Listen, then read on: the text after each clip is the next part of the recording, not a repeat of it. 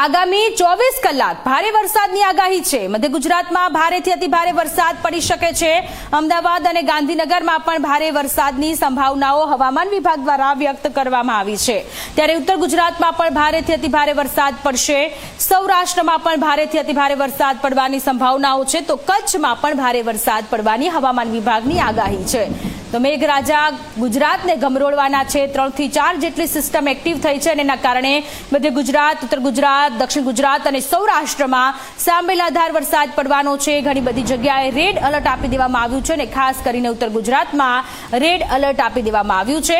તો અમદાવાદ અને ગાંધીનગરમાં પણ ભારે વરસાદની સંભાવનાઓ આગામી 24 કલાક અને 72 કલાક ભારે વરસાદની શક્યતા છે, જેમાં મધ્ય ગુજરાતના કેટલાક ભાગમાં ભારેથી ભારે વરસાદ થવાની શક્યતા છે। અમદાવાદ, ગાંધીનગરમાં પણ મુસળધાર વરસાદ થવાની શક્યતા છે। ઉત્તર ગુજરાતના ભાગોમાં પણ ભારે વરસાદ થવાની શક્યતા છે।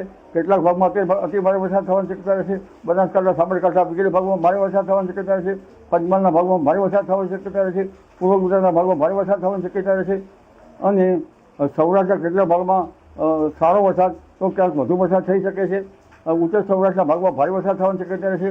સુરેન્દ્રનગર, હળવદ, ચોટીલા, ધ્રાંગધ્રા આ ભાગમાં ભારે વરસાદ થવાની શક્યતા છે અને લગભગ મોરબી અને રાજકોટના ભાગમાં પણ ક્યાંક ભારે વરસાદ થઈ શકે છે।